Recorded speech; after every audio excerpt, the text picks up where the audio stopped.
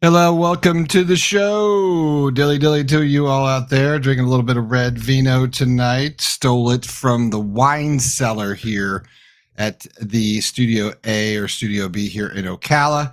Got an exciting show for you tonight. Keeping an eye on that basketball game. Florida is up 1 point currently, playing in the O-Dome. So we'll keep an eye on that. Maybe hear from Franz Beer. But we got currently right now one Ali Peek Wilbur in the orange and blue room. Buddy Martin's in the orange and blue room. Later, we're going to have Rob Browne from Sideline Sports will be joining us. Loren Meadows, maybe even get a check-in from Mr. Franz Beard. Do me a quick favor, folks. Make sure you hit that subscribe button if you are watching on your computer. It should be down in the bottom right. If you're watching on your phone, just close the chat and you'll see it right there. Hit the subscribe button. It makes it possible for me and Buddy and all that involved to continue to bring this top quality content to you for free. With that being said, welcome to the big show. It's time again for Buddy Martin. Call him up and tell him what you're thinking. But be kind because he's doing the best he can. Better, stronger, faster. Mama says that alligators are ornery because they got all them teeth but no toothbrush. Hey, what if the voice calls while you're gone? Take a message. Bye. You ready, champ? I'm ready for this my whole life. I'm incapable of small talk. But that's why you love me, right? Kind of intimidating to be in the presence of so many great athletes.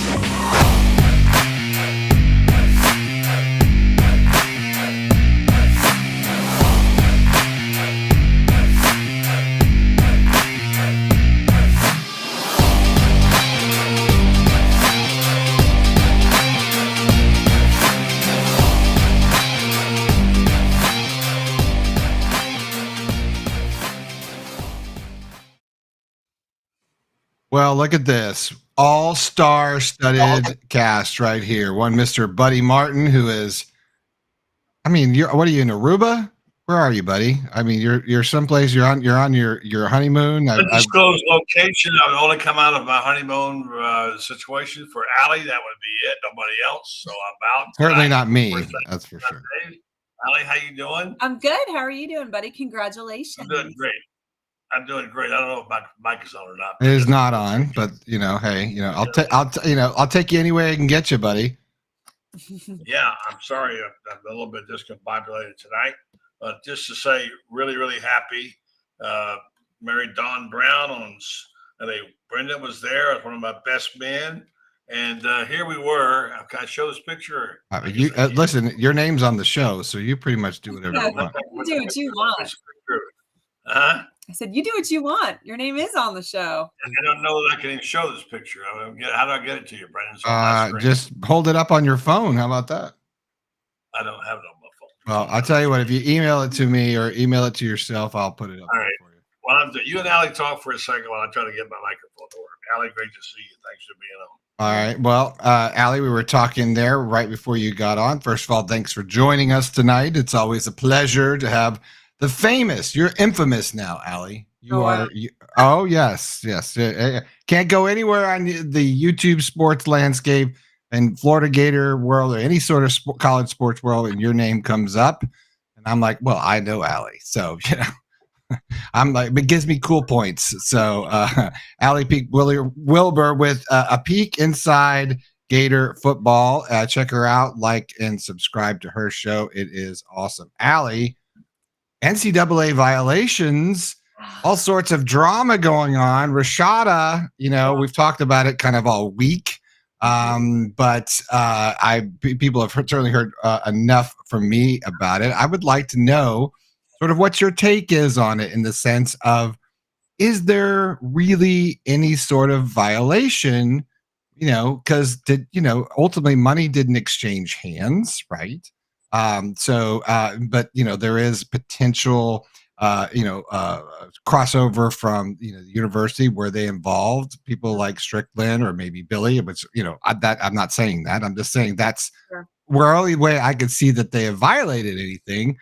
What's your take on this whole thing, Allie? So my take has evolved a little bit from being completely unconcerned to maybe being cautiously optimistic that we'll be okay. I've heard a few more details about it, and from my understanding, Rashada took money from some other schools, not us, but other people, and I think there could be a lot more universities. I would bet money today that Miami is currently under investigation and it just hasn't been made public yet, because I do know that the NCAA is aware that he received money from Miami beforehand. Like a signing bonus potentially kind of thing, or just a little percentage? The way that this works is that you're not allowed to collect $1 until you have signed your letter of intent and enrolled in school. Now, technically, you're really not even supposed to have discussed anything before you've signed, because that would be pay for play, right? You come here, we'll give you this. That is pay for play. So it kind of depends on what we're looking at. Like, was there even if money didn't exchange hands, was there sort of some conversation that they have proof of with anybody from as a representative of the university? And that's where it'll get dicey. I don't think it'll get dicey about money actually exchanging hands. It'll just be what kind of proof of conversations actually exist. And it's going to be interesting to see. And this crazy thing is that if Rashada cooperates, he's probably taking his own eligibility as well, you would think. It's the whole thing is a complete mess.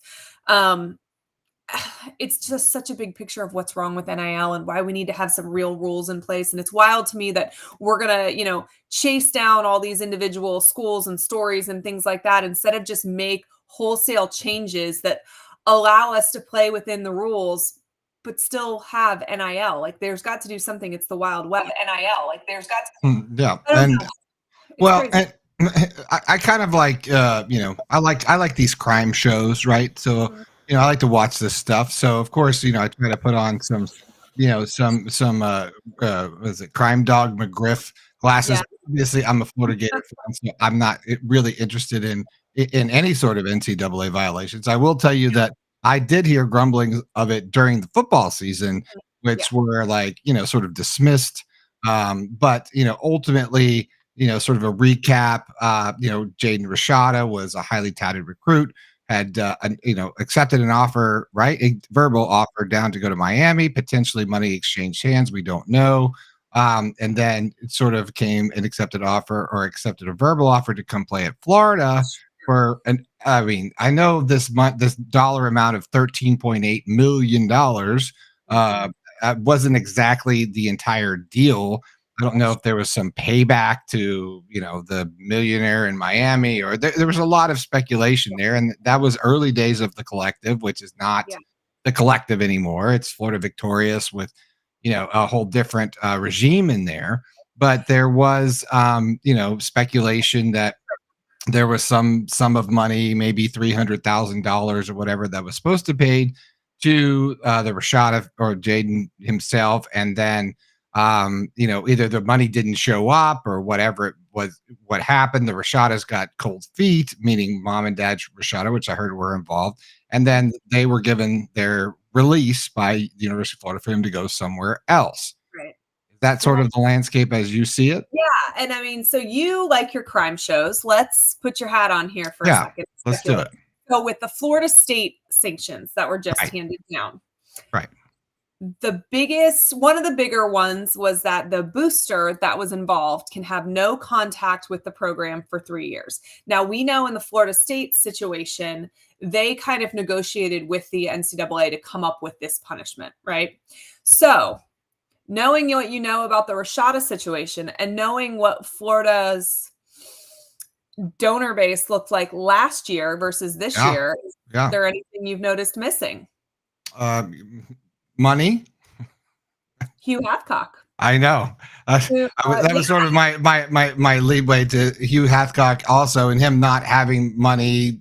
Well, that was a speculation that he didn't have the money that he was supposed to have said that he had. Though, right? Like, yeah, absolutely. Last football season, from our season tickets, I watched him walk up and down those sidelines every home game. I don't think that I saw him. I have no recollection of seeing him on the sidelines this year. Now, I didn't. Putting together some pieces that, we don't know if are true or not. It's just what has been reported. He is the booster that's named as being a person involved in this. Now, if I'm UF and I've known since June, which that's when UF was notified that they were under investigation. Yes. And so I know I'm going to want to work with the NCAA to come up with this punishment that I can live with, because I'm not going to fight it because I don't want the problem to get bigger.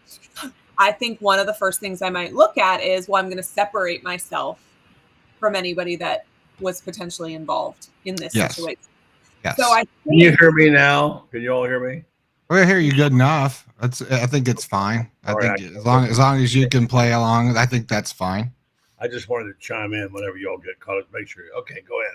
I'm listening now. Go ahead. Yeah. So I think it doesn't take a detective to see that is potentially why he has not been around this season. And even with social media, last year he was incredibly vocal on Twitter. I've not seen him this year at all. I think, in fact, some of his tweets are actually what led the NCAA to begin investigating this, which I think I can see why. To all of our boosters out there, if they were to feel so inclined. Like, the whole concept of a bagman is that he gets no credit, right? Right. So you're a good bagman. You never knew that he existed. Period. End of story. Right. In fact, they're not even a good bagman's not even a part of, like, say, Bull Gators or whatever. Anything. That's where we're going to see the downfall of lots of universities. Is that in general, people that have lots of money want credit for what they do with their lots of money. Right. And plausible deniability at all times. Right. Yeah. So I think that's going to be some of the problems that we see, not our program in general, but like college football in general, is that. But it's going to be really interesting to watch. I think hopefully a resolution comes soon. Supposedly the stuff that went on at Florida State was basically the same time frame as this. So that makes me think we could be pretty far into our conversations with them. So hopefully there is a resolution soon. But the interesting part of all of it to me is, if they find that there is proof that Napier knew and or Strickland knew, if you decide to fire either one or both next year, does that give you an out for cause? Right. So does he get his pay? Does he get his payout, or do they get their payouts or not? Do they get out of their whole deal? Right. Because that's breach of contract, I would think. Sure. Right. If you got fired because of violation, I would think so. I'm sure that's, I'm not sure, but I would think it was in the contract. I'm not saying that either one knew anything, but I'm just saying, if they were to, if the NCAA had proof that they did, if UF was going to fire him anyway, that might save him a lot of millions of dollars. And look, the timing was weird, and I'm not being conspiracy theory, but then there was the whole rumor of all of a sudden Strickland was looking potentially at the job at A&M. We don't know that to be true or not, but there was a lot of rumor mill about that. It just was weird timing for it all to sort of come out in the same week. This came out because Matt Baker filed a lawsuit. Like UF has known, it is my understanding, and I'm pretty sure it's what the documents say, that UF was notified in June. So they've done a really good job keeping this pretty quiet. Oh, yeah. I heard about it 2 months ago, but the person I heard about it from said it's no big deal and it doesn't involve anybody that actually works for UF. So it's not going to be a big thing. And now we hear that at the very least, the NIL guy that works for the programs, his name is at least mentioned in it. And so, maybe they let him be the scapegoat. I don't know. Right. And at least a booster. And then, an attorney who graduated from Florida. Yep. Yeah. And a former baseball player. So who at the Well, time not was him, running but the Eddie collective. But Rojas. no, Eddie Rojas was still. I don't think he's it. Heidner's Yeah, the attorney who right. now teaches at law school at Florida. But I mean, just to jump in what you guys are talking about, all No, go very, ahead. let me just say that kudos to Brenden. He was all over this in September. He had a lot of this information. And what you two guys do, the modern way of doing this, is both of you have highly placed sources close to the money. It's the old President's Men line, follow the money. Laura, Ali, I know where a lot of that stuff comes from is your money people. Brenden, you had a great contact, someone who really told you stuff, and we didn't believe it at the time. Well, because it was as early as McNeese State that I got speculation. Yeah, even Utah game where I was being told that they were sniffing around. Right. So looking at it from the journalistic standpoint, the game has changed. Yeah. When I did a major story many millions of years ago about an investigation at Florida, back when in the day when Ray Graves quit and Dickey was fired, and I had a contact at the highest level, he was Walter Byers, the head of the NCAA. And of all things, I went to a seminar and said, what happened here to Florida that they would dump the coach and lie about it and whatever? And he said to me, I'll come by your room later and I'll show you something. He came by, he had a book, it's the other guide saying, read this and see if this fits in here. And it was an ethics conduct code about what took place. And do you think that fits? I said, I don't know, Walter, if it does or not. Okay, we'll take a look at it and I'll be in touch. I read it and I knew what was going on. Now I knew there was something going on. I got scared I was going to cause Florida to be on probation. So I backed off of it a little bit. I said, no, I don't know. So I saw Walter Byers at the NCAA tournament in Washington, D.C., in the lobby of the Shoreham Hotel with his two henchmen. They came across the lobby to me and said, where's this information you were going to send us about? I said, wait. I'm not sending you anything. I'm not the rat here. He said, no, we mean the articles that you read. And I said, yeah, I'll work on that. So, anyway, the bottom line was he got the articles. He got names of witnesses, two people I knew. He talked to them both. They covered it up successfully. The witnesses wouldn't testify. And the president of the university, Stephen O'Connell, called me a liar in print. Said, Buddy Martin is a liar. I had a letter in my hand from Walter Byers saying the University of Florida is being investigated for ethics. I had it. He's calling me a liar. So I know what we're talking about here. That's the way we did business back there. So anyway, the bottom line was they had the investigation. The people that they wanted to talk couldn't and wouldn't for whatever reason. And they found him. They couldn't find any justification for the investigation, or at least to have penalty.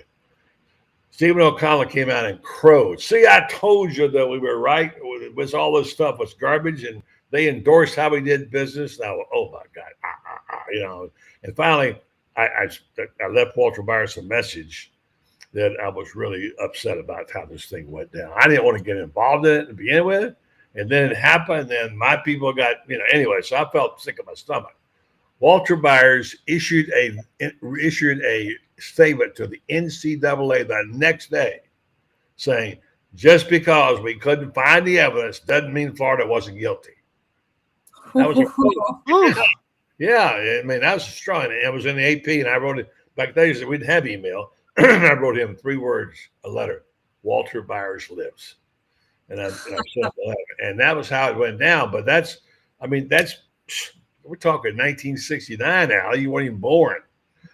So what you guys are doing the modern way now is, if you work the sources, and nobody's going to talk to you about this, they're going to talk to you. Who's going to talk to you? Tell you anything? Nobody's going to talk. But the people who put the money out there, as Brenden said, and you said, they want a return on investment. Yep. And they want to know that their investment is secure, and they're worried, and they talk. And when they say it, you better start listening. That's all. Well, good job by both you guys. Okay. Good guys. Thank you. But, Ali, what was interesting about this particular story, and any story, you hear things and then people tell you what their version of it is. Sure. And you have to be, you have to take it with a grain of salt, right? Because you're like, well, okay, you might be covering your ass potentially. Sure. and then you get, more and more and more. The overriding thing, because I'm not going to sit here and tell you every story that I heard, and I'm sure you've heard them too, because I know that there are people covering their tracks or potentially not or whatever, trying not to be associated with it. But Sure. I can say, with pretty much 100%, truth here is that a lot of people, when this first went down, got really nervous. Because of course and understandably so, but what in this sort of attaches to recruiting and everything else, what I sort of, my source was, sort of this old, I'm not a Bull Gator potential back in the day. I may or may not have donated to certain things and, they're not implicating anybody kind of money that was saying, hey, you know what? Because this deal was handled so poorly, I don't really feel like I want to be a part of donating to said collective. And that definitely had a ripple effect during the year where even current athletes and people were at some point that the collective didn't have money, that people were getting paid late and that sort of thing, which was sort of uncomfortable. I guess my question is, like you said, Hathcock disappeared, right? And, and then you've got Gary Condren, who's been, sort of the big money booster along the way. That the coffers were a little bit dry when they wanted to go pick up some athletes. Is that and that sort of, and they said, well, if this Rashada deal is going to be handled so poorly, also the amount of money that was offered, which was ridiculous. That sort of has had, maybe not so much now, but that definitely right before the season last year and then during the season, that sort of had some sort of impact. Is that something that you've heard of? Or what I have, so from my understanding from somebody that has seen a bunch of the NCAA documents, it's actually the Gator Guard, not the Gator Collective, that is actually being investigated. Who's the Gator Guard? Who's that? The Gator Guard is our top boosters. It's actually a separate entity. It's a whole separate deal. It is more like the people that give $15, $20 a month, $100 a month. It's like the executive collective. Correct. And so it is my understanding that it's actually like the way that the documents are filed and things like that. Yes. It is a completely separate entity, which is good, because I don't know how it would work if it was actually the Gator Collective being investigated, because the Gator Collective was sold and that's what became Florida Victorious. But if you're sold, you're technically the same entity. So if absolutely you got a punishment that said you can't associate it with this collective for 3 years, which is what happened to Florida State, I would think that would dissolve Florida Victorious, except if it was never Gator Collective that was the initial issue, then it should not affect Florida Victorious at all, which is a good thing. But from my understanding, and for how Florida's boosters have worked with NIL, is that, and I think that this is something that operates the way that it does because this is the way that the UAA wants it to, which I think is something that a lot of people have a major issue with. Instead of saying, donate to this pot of money, we'll have it, it'll be there so that we can go after the guys we want to go after, that instead we more have the attitude like, hey, Condren or whoever else, we need $500,000 because we want to go after this guy.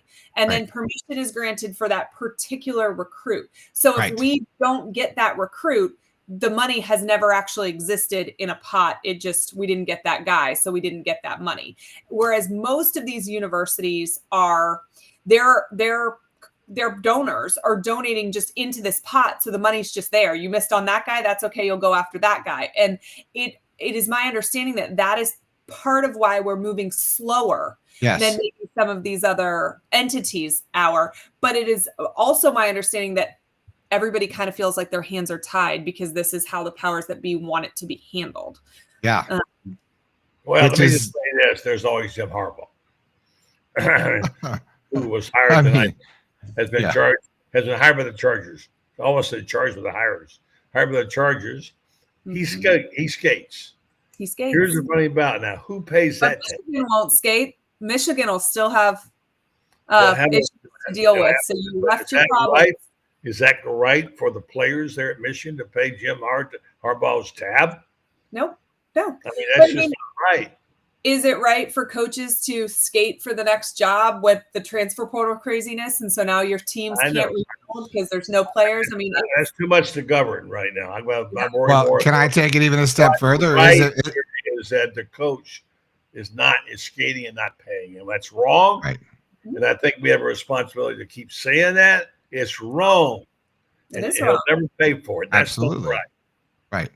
Now, it's sort of a smaller level, is it right for a guy like Rashada then to get released or, it says that decides not to come or whatever, ends up sort of at ASU, has a lackluster year, gets hurt. I don't know. These kind of things can hurt an athlete down the road, Listen, and the Rashadas are pissed. They could be driving this entire ship here. I'm worried about the kids playing the game right now. Yeah.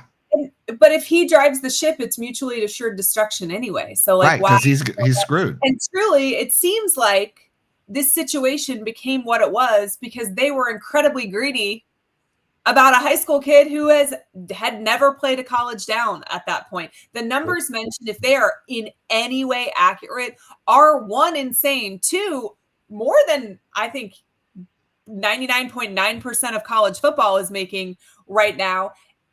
I think Florida dodged a bullet. I think getting DJ Lagway this year, that in terms of the talent that you're getting, in terms of the character, in terms of the family, the dedication to the university. I mean, the price tag is definitely way more appealing too, but I don't know that we get him if we'd gotten Rashada. So Florida dodged a bullet in that aspect, but no high school kid's worth that amount of money.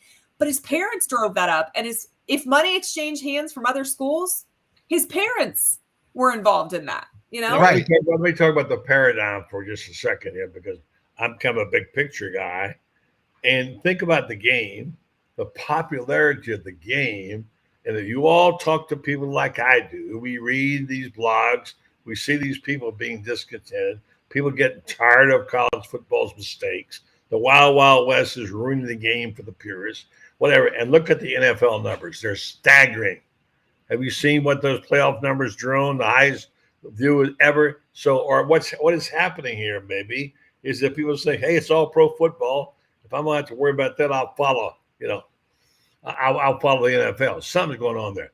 Before we go to Rob, let me say one thing, if I can. Number one, thank you to our sponsor tonight. It's been with us, Meldon Law. Thank you for what they do. I know they had a big night recently at the Gator Basketball game, Meldon Law. If you have a problem with a lawsuit, you're currently working with somebody else, you're not happy, you want somebody to kick the tires with you, call Meldon Law. Go to Meldon Law in Gainesville, and they will look at it for free of charge. So thank you to Meldon Law. Having said that, may I, before you put Rob or whatever, Brenden, do you have those emails, those pictures I sent you? Oh yeah, I haven't pulled them down yet, but I want to show them two. One of them is you and I in the war room. That's what it was in the church. The war room. Before we jump to that, because we're going to lose Ali. I promised her we wouldn't keep her long. I'll pull them down. But Ali, I wanted her to see them. We talked long about the NCAA. I just wanted to touch quickly on current recruiting stuff. I know we've got two guys, at the Grimsley story is sort of old, but there's the newer story.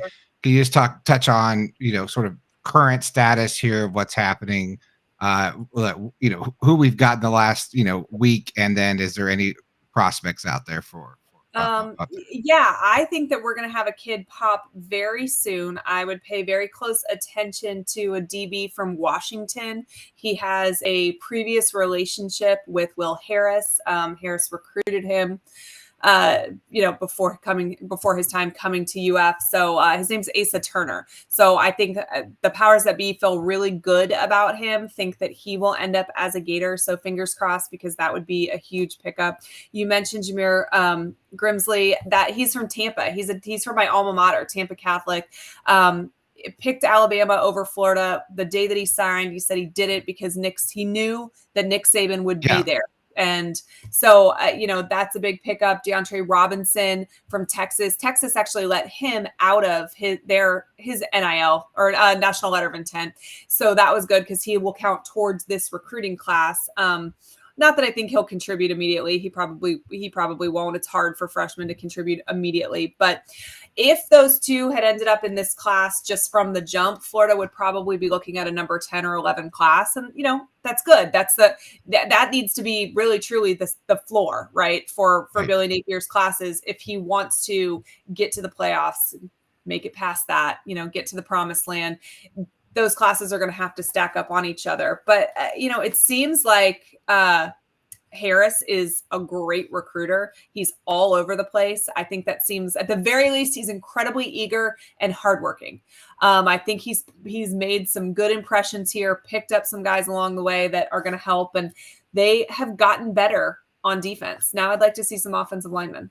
And that's speculation, right? Not speculation. What we've heard now is that Billy wanted to go to work on defense first, and now it's sort of an offensive move sense, right? now. Our Florida's defense was atrocious last year, and you can say what you want about, play calling or, we should have scored some more points or whatever else. But the reality is, in most of our games, offense wasn't actually the problem, even if it could have been prettier. Right. And any OC. Because now I'm hearing there's just no offensive coordinator at all. From what I've heard is that he is, in theory, open to an offensive coordinator, but also that it would have to be a very specific person or type of person, not that there's just one. And so I don't know that I see it happening. I did hear that it is true that we had conversations with Charlie Weiss Jr. It didn't go well. Yeah. No offers were made or anything like that. But I do think that's a good sign that there's still the door is open, but the door's very quickly closing, right? They're going to start. Hey, Brian Johnson's out there. Johnson. It was a great. Maybe it's the kind of thing where you just you say, oh yeah, I want to get this pie in the sky. Oh man. No. This guy was legit. He was Mullen's offensive coordinator. No, I know. Really good. But maybe Billy doesn't want to really bring anybody in. So yeah, he's saying that maybe Billy's just saying that. But I will say, thinking about it from his perspective, and I'll preface this with, I want a damn offensive coordinator. But from Napier's perspective, if he believes that 2024 is do or die for him, do you bet on yourself or do you bet on somebody else to come in and do what you built your career on better? Good point. Very good point. And let's furthermore, have you really now waited kind of too long, because spring football and all that's around the corner? The install of a whole new whole new offense potentially, and you've got Graham Mertz coming back, right? So he already understands Billy's sort of offense. So I don't know. Ali, you told me some months ago that the boosters told you that Billy had to make the commitment to them. He was hiring those seats. What you said. Well, I heard that, and I heard that he told the Lagways that too. So I heard that. I've heard both of those things. And maybe it's that they said, listen, if you don't hire one, next year is it. I do think that had he hired one, he probably extends himself at least a year, because you have some grace, right? There's some growing pains that come along with it.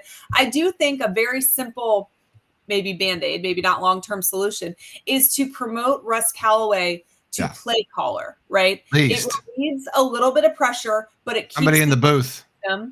Somebody that can see it. And I feel like Billy thinks that he doesn't call the game emotionally, but he does call the game emotionally. 100%. I don't think he looks at it as like, well, the numbers say blah, blah, blah, blah, blah, because he's made some decisions that for sure the numbers don't say. Yeah. And so maybe somebody else saying, whoa, the card says if X, do Y. We need to go with Y. So, I mean, promotion could happen at any point, I guess. Well, I guess we'll see. I am going to show you these pictures, and I promised you, and I've kept you late, so now I owe you a bottle of wine. Perry just said we averaged 29 points a game. Why do we need an OC? Definitely broke. He's addressed it. Well, this is we averaged about 30 points a game, and that includes our 2 games that were not against Power 5 schools. If you look at the teams that made the New Year's Six Bowls, the lowest averaging points scored was Ohio State at 34 points a game. Everybody else averaged more than 34 points a game. Right. So if the goal is the least a New Year's Six Bowl and you need to be averaging at least 34 points a game, it means we have to get better. Right. And I will also put in there is a percentage of those points that were junk points that, didn't mean anything because of the, the severity of, not severe of the loss of whatever it may be. So, okay, Ali, I've kept you too long and I'm a father, so I get that. I want to show you this to you because Buddy's gonna be mad if I don't, and I obviously want to celebrate. So this is a picture of Budrow and I, and that picture right there. The sign says War Room right there, which I found to be interesting place to get ready for. Is it in a church? Yeah, it's in a church, and this is the very man. There it is, Buddy and Dawn, his bride, Mr. and Mrs. Buddy Martin, as they announced. It was a beautiful wedding. She was absolutely beautiful, and the gown was spectacular. And I want to say that she was beautiful, and it was a great time. So. That's it. That's the first official release of that picture to my friends and family. This is us, the wedding day. And boy, do I have some. What are you talking about? We had it on YouTube, Dad. Come on. Not that picture. Oh, yeah. Well, not the picture. That picture. Congratulations. It is beautiful. Thank you very Ali much. Peek Wilbur, tell everybody where they can find you. And I feel like the host of Hot Ones. Tell everybody where they can find you and what you're up next. And what you got going on, but just tell everyone where they can find you on YouTube and how often you're on and all that stuff. Peek Inside Gator Football on YouTube, probably 4 to 5 videos a week. I have one come out today. I've got one scheduled to come out tomorrow. And then on Twitter at Ali, ALI_Peek, PEEK. Lots to talk about. I actually talked with Larry Bluestein, who is kind of the godfather of recruiting in the state of Florida. And we just talked about the effects of high school, what's happening to high school football because of the transfer portal, because it's kind of crazy. Another show. Can you put that helmet on for 1 second over there? Your grandfather's helmet. Put it on. Yeah, we got to see that thing. I don't know if it goes on. Yeah. Love it. Woo! Yeah. That's your new Twitter profile pic right there. Her hair is messed up and she's mad at me now. That's all right. She's Ali Peek Wilbur. She's one of our favorites. Thank you so much for your time, Ali. Have a lovely night and take care of those kids and hi to your family for you. See you later. Okay, Ali Peek. All right, Budrow. We've got very patient people in the orange and blue room, including Loren, Meadows, and Rob Browne. Yeah. All right. So we're going to bring them in right now. My broadcast partner. I'm sort of just. Yeah. He's not so much my brother. I'm not his partner. I'm his producer. But one of the most knowledgeable guys of all. One of the most knowledgeable guys of all SEC sports that I know is Rob Browne. You can check him and I out, mostly him. My friend first. Truly. I love both of you. I'm glad being on. I was loving that conversation. Yeah. I didn't know Larry Bluestein was the recruiting guy in the state of Florida. This is you learn a boatload. You need to have pen and paper handy listening to the show. I love it. We got to get Ali on our show, Rob. And by the way, if you're looking for the show, it's Sideline Sports Network. You find them at YouTube or at sidelines_live. You'll find the show. It's on Monday through Saturday right now. And just power packed with amazing guests. You got to check them out. Rob does a fantastic job. You got to check him out. And we got to bring in Gator Media's own, aka Coach Loren Meadows. What's going on? We're watching the game right now. Gators up 48-38 in the second half against Mississippi State. Walter Clayton just got hurt, got dinged up. Who did? Who? Walter Clayton Jr. Oh, no.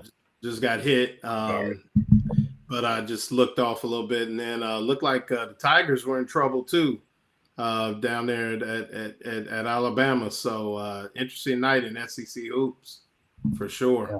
You all met before, I guess, right? Yes, sir. Rob? Oh yeah. I got a new name last for you. Night. That was fun. I got a new name for you, Loren. I'm gonna call you Lomed. Lomead. Lomed. Lomeds. Lomed. Yeah. Lomed. You know, it's funny. All my all my homeboys call me Low. So that's they don't call me Loren, they call me Low. So yeah, I hang with the brothers. I know. Low? I've known you all this time. I traveled to Utah with you, watched the debacle. Now you tell me it's Low? Yeah.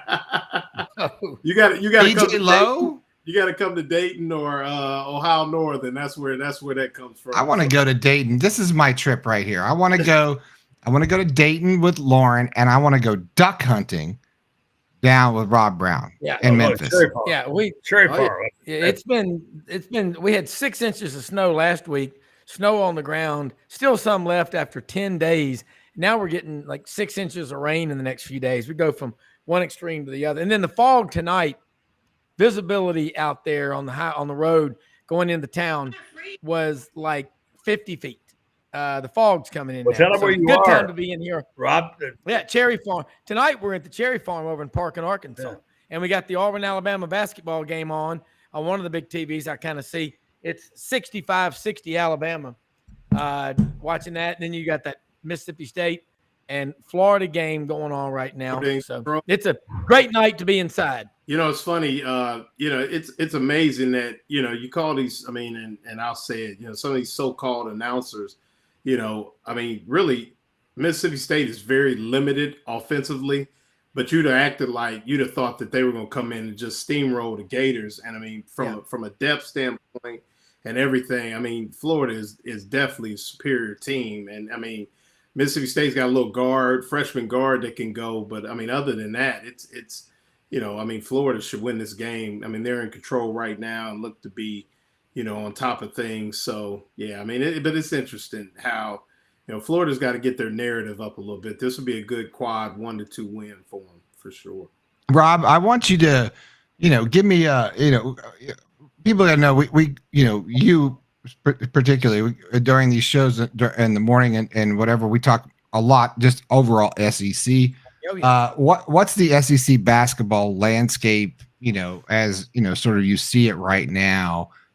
Who's emerging as we sort of approach March and sort of what did you think to expect here? Well, every day I like to ask our guests on here, give me your top 5 in the SEC. And it pretty much the consensus is Tennessee, Auburn, Kentucky, Alabama. And then, Ole Miss looked hot for a while. South Carolina's 17-3, Mississippi State. So that and LSU looked good. They're 3-3. So there's really a top 4. I'd say Tennessee, Kentucky, Auburn, and Alabama. And Alabama got blown out by 20 points in Knoxville last Saturday. I think the problem with a school like Auburn, and Loren was referencing this a second ago, how many quadrant 1 teams have these teams played? And Auburn is now it's 65-63 in the friendly confines of Coleman Coliseum. The lights went out early, a power surge, but it's a 2-point game right now. Auburn was up big early, then Alabama up by 14. But I think after that, I know Golden's going to win at Florida. He's got the right genes. Again, I say this all the time. If you can't win at Florida with what all they have there, you're not a good coach. And give him some time, he'll do it. The next question for Florida is, when are they going to build a new basketball arena? And in the SEC, it's Mike White was a good coach. He wasn't a great coach. But Georgia took him. And the question is, does Georgia want to be just good or do they want to be great? Florida has proven after Kentucky, they've won more national championships than anybody in the SEC. So they're a proven commodity. But that's the landscape. But I do think the SEC, South Carolina, at 17-3 might be the surprise of the year so far, y'all. Has to be. Loren? Who was that? South Carolina. Oh, absolutely. Where they finished 17-3. Yeah, next to last year, the 17-3 big win against Kentucky this past weekend. They got it going. It's definitely they're believing, and obviously South Carolina. For those of us, remember them back. They've got some. They got some old folks that remember them being pretty decent in basketball, and it's a place that'll get behind a good hoops team. Yeah, definitely South Carolina is by far the surprise of the SEC. Now they got some, they got some work to do. They got some building to do, but that big win against Kentucky, I mean, that was huge, and it definitely opened a lot of people's eyes. So you better bring your lunch when you play South Carolina, for sure. Yeah. When you play So my question is, with Rob, we talk a lot about the NIL and everything with football. How's this sort of affecting? I mean, obviously, it's going to affect all sports. But how's it looking for basketball? You got way less guys, right? What smaller team? Is it as intense as it is in football across the SEC as far as NIL and the ripple effect? Absolutely, it is, and it's that way in every SEC sport. I mean, of the top 5 highest NIL players in college athletics, Bronny James is getting like $6.2 million at Southern Cal. Livy Dunn at LSU, the gymnast, is I think over $3 million. And I think the basketball, there's fewer players, but go back 2 years ago when St. Peter's, with their coach who was making $200,000 a year, beat Kentucky in the NCAA tournament. There were every player on that Kentucky roster, except for 2, had NIL packages generating more than $200,000 a year in income, and that's a problem. I mean, you have to think about this. In college, it's always been, as Ivan Mazzell said on this show, it's always been about the laundry. The losses don't hurt as much if you're 18, 19 years old and you've got $300,000 or $400,000 in your checking account. And that's what is a problem. And I'm not saying, look, this is capitalism. I mean, and I'm a absolute believer in it. I'm in the financial markets every day managing people's money. But also will tell you, none of my clients that have money ever in 33 years of practice have ever given 18, 19, and 20-year-olds money. It's always put in incentive-based trust and age-banded trust. So if we're going to have NIL, which we do, I think the smartest thing we could do was structure it so these student athletes get their degree. You can make a living with your hands. You can make millions with your mind. Get your degree, and that is for life, and have that money waiting for you down the line. I think that's how it can work. And also in a collective, you've got to be mentoring these student athletes. Don't just give them big piles of money. It doesn't matter where they're from. It doesn't matter who they are. You give an 18-year-old kid from anywhere $300,000, $500,000, you have potential problems just because that's not normal. I mean, it gets people excited. Well, that's the thing that I guess we were just talking about Ali about, Loren, is, how deep a lot of this stuff sort of, rolls with, the paper play and where the money comes from and everything else.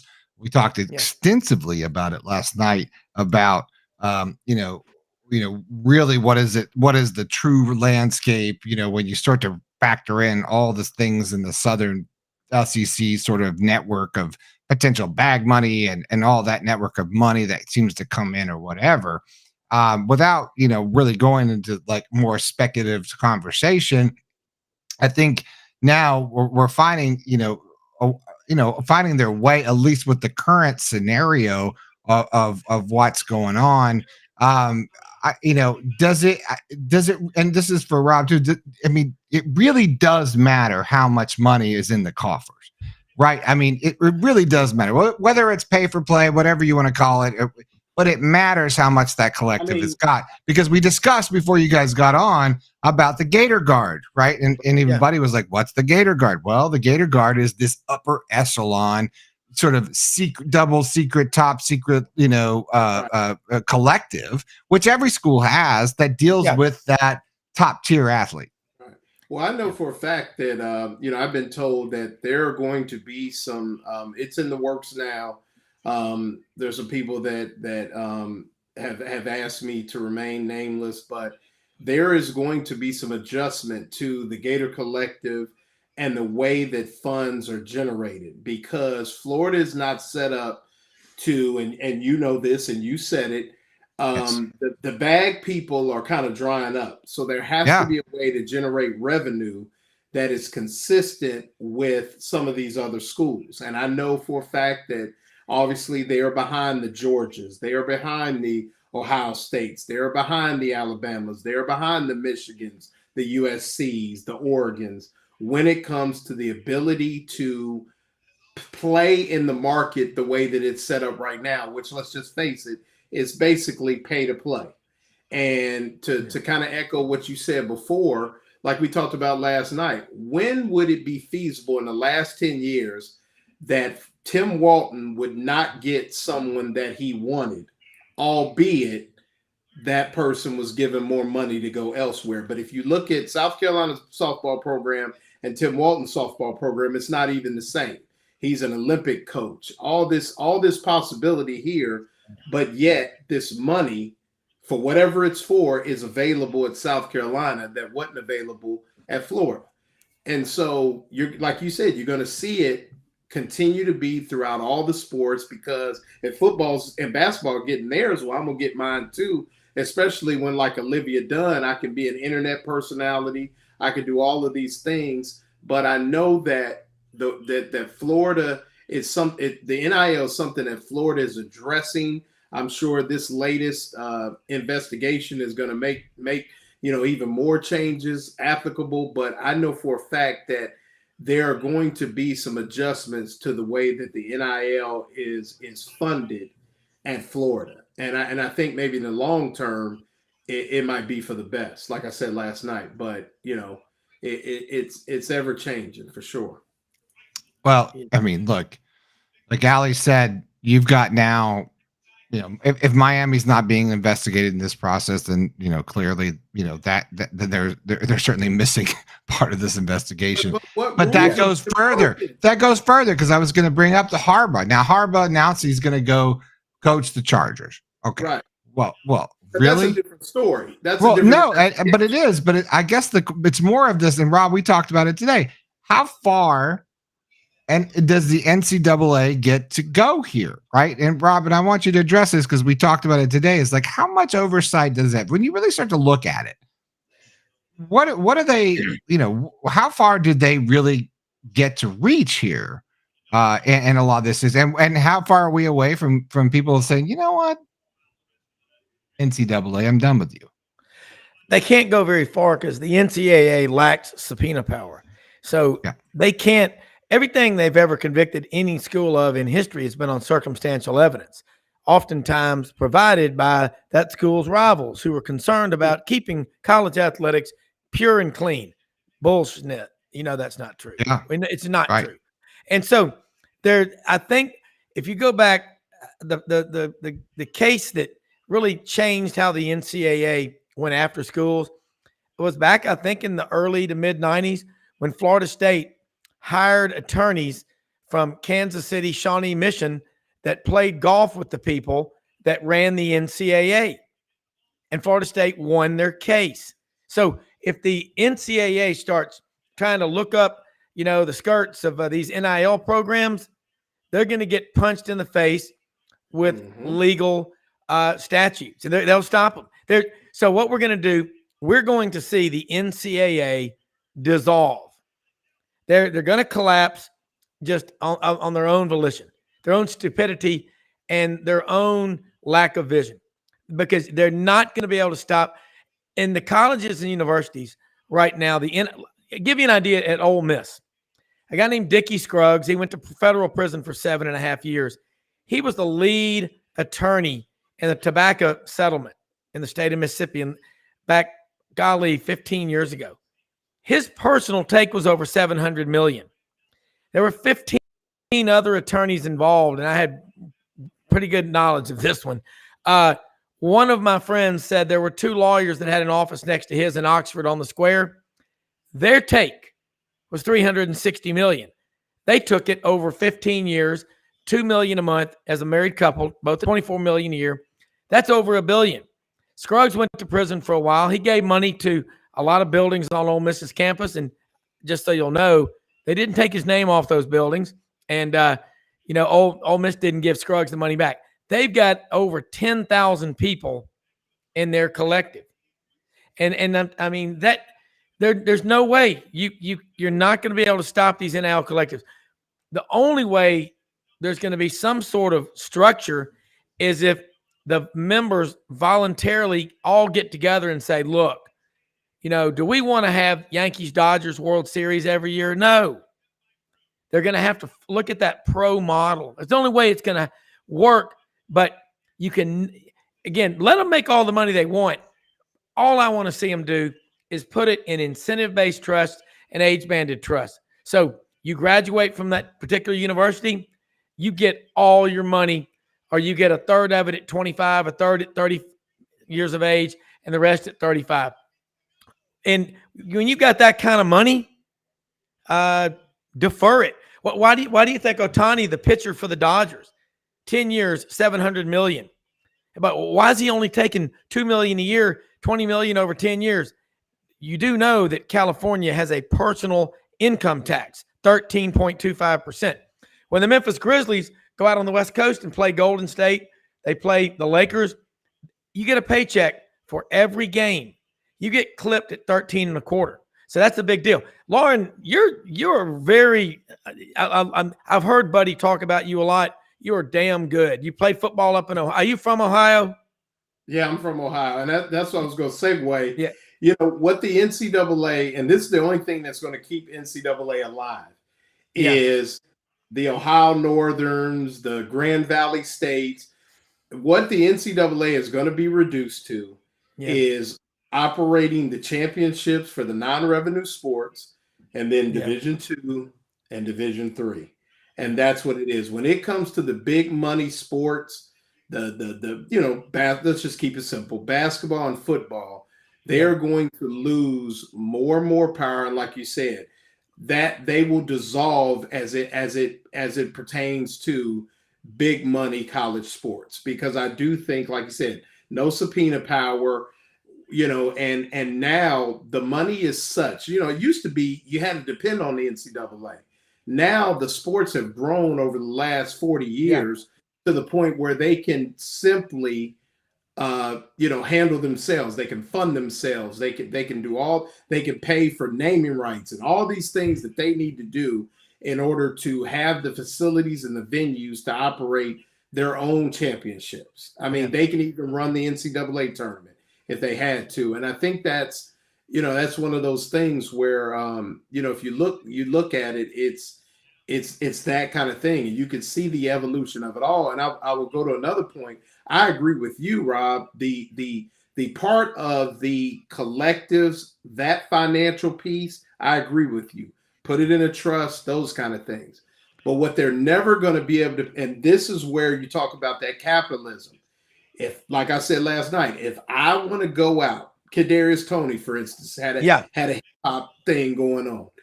For instance, if he hits a lick and is selling 1 million copies, there's nothing the NCAA could do about that. Now they used to be able to do something about that. Yeah. Now they can't. So it is always going to be off the rails. And if I'm smart, I say, okay, you come out to UCLA, USC. Well, guess who owns basically has funded our entire communications program at USC? Dr. Dre. So we're gonna put you with Dr. Dre. We're gonna give you all this access, and there's nothing the NCAA can do about it. So I mean, I think that's where it's always going to be that slippery slope, no matter what they do. With and I want to respond to David Arnoff. I'm not saying they don't get any of the money, just the majority of it. And what you do is you sign a contract, say, look, you're going to have enough money, go have some fun. You want to take your family on a cruise or buy your mom a house, your dad a house, go for that. But 80%, 90% of it, defer it for later. But I'll tell you something else. I used to, when I'd go into the radio station in Memphis, George Klein, he was Elvis Presley's best friend since like 3rd grade in Memphis. And he said when they'd go out there with Elvis to do movies in Hollywood, you'd be on the set with Ann Margaret, Raquel Welch, you name it. It was unbelievable. And you'd be in there, and guess who'd be out there as extras and grips on the sets? Southern Cal and UCLA football players. Right. This crap's been going on forever. And how would you like to be, a freshman in college and go, would you go hold Ann Margaret's, wardrobe or Elvis. What there's always, you can't stop that. So nobody's saying that. And like I said, Calvin Burgess, Snoop Dogg, that's one of the smartest people. He is brilliant. What he has done, and he's brilliant. He's brilliant because look at now, Martha Stewart, Willie Nelson, Snoop Dogg. I mean, I've been listening to country music a long time. I love all music if it's good. But roll me up and smoke me when I die. I mean, he doesn't smoke anymore. I know, but that 90th birthday celebration they did at the Hollywood Bowl a few weeks ago, New Year's Eve, it was on CBS. It was unbelievable. But you're not going to be able to stop it. All we're saying is you want them to just be college students. And, guys, I guess, who one of my favorite in NBA players is Kawhi Leonard. He signed that $97 million contract, and he was still driving like a 15-year-old Tahoe that he'd had. And I know some people. We all know people with money. I know someone whose net worth is approaching $1 billion, and he just got rid of a 16-year-old SUV he drove around. I think they like to feel. Sam Walton drove around in a beat-up pickup truck for most of his adult life. The Walton family, at last check, net worth combined a little over $250 billion. All we're saying, you never going to. The Supreme Court ruled 9-0. You cannot infringe on someone's right to earn a living. I'm just saying, kind of defer it, and also the taxes. Don't forget, you do have to pay taxes along the way too. Thanks for the kind words, by the way, Rob. Hey, I mean it. Yeah, I've heard a lot about you from Buddy, and Buddy helped put us on the map. And Brenden, oh my God, I can't say enough good things about you. But this is what I love about the SEC is this back and forth banner like this. I mean, iron sharpens iron. I'll come on here anytime.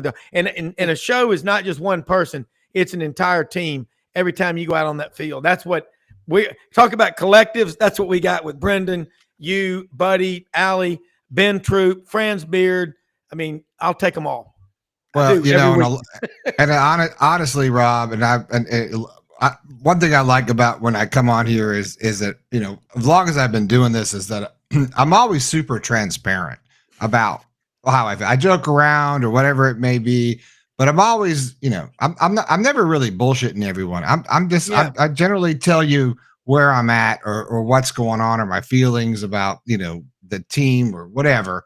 And I had a frank discussion with Buddy tonight, and I said, Rob is like, he's like the missing piece of like what we've been doing with Loren and with all and Buddy and me. And I said, it's just such a natural fit. And I said, in a perfect world, we've got to figure out how to fuse it all together, right? Because we're all doing all this stuff, and to bring Rob's show in, and and what we're doing here, and Loren and I are talking about, doing a show together once a week, maybe talking to some, former Gator players, all that stuff. I mean, we've got sort of the same thing. What I love about what you do on your show at Sideline Sports Network, where you check it out on YouTube, and make sure you subscribe, check the show out, is that it's the bigger picture, right? Because you can't talk about Florida Gators, and Steve Spurrier used to say this, or always say this: go win the SEC, and then we'll have a conversation about the rest. Doesn't matter what anything else is. Go win the SEC with and with the expansion and the super conference conversation, everything else. We're sitting sort of right on. What a great time to be a journalist, right? What a great time to be doing what we're doing, because we're going to see this metamorphosis of the Southeastern Conference, of college, just not college football, but everything else, and it's exciting. So I really appreciate. God puts us all together for a reason, right? And I thought, well, there's a way. I'm gonna, my way is just to, figure out all the tech and all the fusion of it all. But we're gonna figure out how to do this all together, because it's been such a fun thing to do with you on your show, and Loren, you and I have connected this season, and and we'll be forevermore. You're one of the greatest, Gator fans I've ever met, but on top of that, like college sports fans. You go to women's basketball, you go to women's softball. I mean, you really ingest it all, and you really care about it. And that's what this is all about, is caring about what we do, and stoking tradition, and also making new ones. So it's exciting, especially with Buddy. Look at what he's done. I mean, shit, he did it all by himself for God knows how long, and is really such a trailblazer in this process. We had a whole show the other night. We're talking about how Billy Napier has not done an interview with Buddy Martin, how dumb that is, right? The first coach ever not to do that. Oh, don't do it. Right. Don't start. Don't start. But with the media lockdown as it is now with universities and everything else, it really does make sense to be a conglomerate in the media space. So I don't know. I think it's exciting. I think you guys are great. We've run over our time here a little bit. What's the final of the game? It looks like Florida's got this pretty much in hand. I don't see I'm watching on my phone. 66-54. And Auburn, I think it's down 2 with about what? It was about 2 left. Yeah, it's 75-79 with 8 seconds left, Alabama. So who's got the ball? That's, I mean, look, yeah. And I'm having to listen to it. I can't see the TV from where I am. I'm in my studio area. Went on the road to SEC though. I mean, you're gonna take some lumps on the road, try to steal a couple. But you think about it. Is I guess a better question. We could have this on another show, maybe a week from now. Yeah, is the SEC the premier conference now in college football? I mean, college basketball. We asked that a lot. It's Big 12, SEC, the Big East. Damn, Creighton. UConn, Marquette. I love college basketball. And let me say one other thing. The NCAA has 91 championships, national championships that they run. College football is a separate deal. Okay. The March Madness generates close to $1 billion. The second biggest moneymaker is the Men's College World Series in Omaha. So I don't want to see college. I don't want to see D1, 2, or D3 disappear. I don't want that. But I'm just saying, Jackie Sherrill's on the show a lot. I was at the meeting 32 years ago at the Touchdown Club in Memphis. He predicted all this. He said, we're going to have 65 teams going for 16-team conferences, super conferences. The 65th will be Notre Dame. And I'll predict now, I do think the next team the SEC adds, because it will keep the contiguous footprints you can see behind me made by my friend Barnwood Brenda in Batesville, Mississippi. She carved that out of Cypress for me, the SEC map, is Notre Dame. They are in the state of Indiana, and it connects to Kentucky because, selfishly as a Scotch-Irish Catholic, the biggest growth in the Catholic Church in America is in the southeastern United States. And I think that they will look, Notre Dame, every Notre Dame fan I know in the SEC growing up, y'all know what I'm talking about. You could be a Tennessee fan, Florida, Auburn, whatever, but you also pull for the Irish. They still got that reach. But the bottom line is the American way is you work your ass off. You can come from anywhere. It doesn't matter where you're from, black or white, rich or poor. You can anything in life. That's what I love about sports. And you got to have the great sports writers. And Buddy Martin, I watched him for years on the Paul Feinbaum show. And then I got Loren Smith. What do you got, Loren? I got him to connect me to Buddy. And the first time I'm on, Buddy and Brenden are driving the old way. This is the way the old Gators go from Ocala to Gainesville. September 11th of 2021 when y'all played Alabama in football that day. I know we went long, but thanks for letting me be on, man. See you in the morning. Thanks, Loren. Rob, I'll see you in the morning. Check us out. What time are we going on Eastern time? 0900 a.m. Eastern. That's 8 o'clock for everybody in Alabama and West until we get to the mountains. And who's on tomorrow, Rob? We're going to have Doug Dean, AU Dose in Birmingham, talking college football a lot with him and basketball. Coach Matt Dean will be on with us as well. I'd love to get his perspective. He's got a son on the staff with Dan Lanning at Oregon, and you will be in there with us as well. Oh, every day. We'll have a lot of back and we're going to work on your Twitter handle because I think a lot of people want to know who you are, Rob. Yeah. So we're going to get that sorted today, I think. Yeah. What's your Twitter handle? Do you know what it is? She's down. She's back. I think she just texted. I think she sent me a text. Okay. She just communicates with me when I need to talk to you about something. I got it figured out now, brother. I got it figured out. Loren, Browne, Mr. Gator. See y'all both tomorrow. All right. Thank you, Rob. Anytime you want me, call me. Thank you. All right. Thank you, Rob. God, what a treat he is, isn't he, Loren? Super fun guy. You guys, rolling with you guys, man. You meet a lot of good people, and I just I'm glad to be able to bring whatever little piece of knowledge that I have, and I like to look at it. Ultimately, I'm an X and O guy, and that's what. If anything, you've been my therapist this football season. Well, that's a whole nother story. That's another time. But no, we that too, we will get through that, and obviously, love the Martin family, and you've been more than that for us, brother. You've really been. You're literally like a brother in this family. And I know my sister feels the same way, and I know Buddy loves you like a son. So we still honor the legacy of Miss Joni every day. Always. She's as much a part of this show because you and I both know, and you lived it. 2017. It's like that's when this started. That's when you started, didn't you? What's that now? You started in 2017, right? Well, I started hanging, yeah. But what I was going to say is the thing about people like Miss Joni is, it's like being a coach's wife, and there's sacrifices and things like that. And I know you guys moved a little bit around. I mean, all that is part of the deal, man. And so, the legacy of Miss Joni still lives on through this. We used to scream her name, Mom, we need something. Back when we had the note cards for graphics. Right, absolutely. So chasing airplanes and Southern. Yeah. Loren, I love you, brother.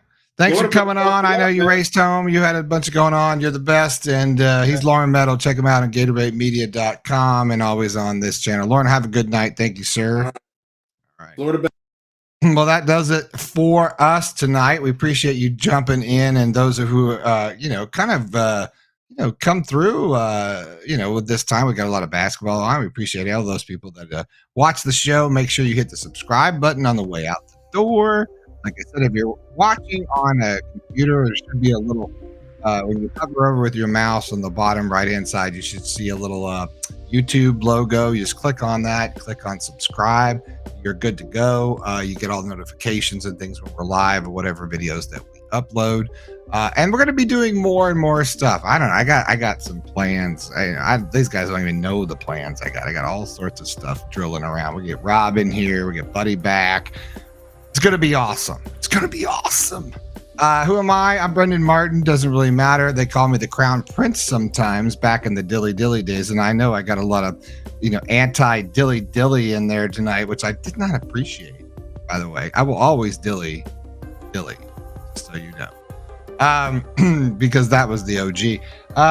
We thank our sponsors. We're going to thank Rob Browne. Check them out tomorrow. Again, I told you where to find them. Just, go onto YouTube, search for Sidelines_live. You'll see it. It's called Sideline Sports Network.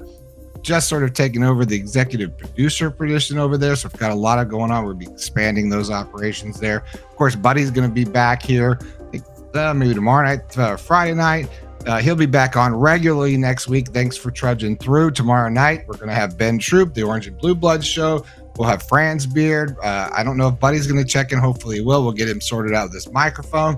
We're going to get back to some of the young guys. Shit, we haven't talked to the Cocoa Cowboys in a while. They're graduating seniors these days. Golly, they were just young pups. But we're gonna check in with a couple of our interns. Hopefully tomorrow night, Kyle Curtis will come in.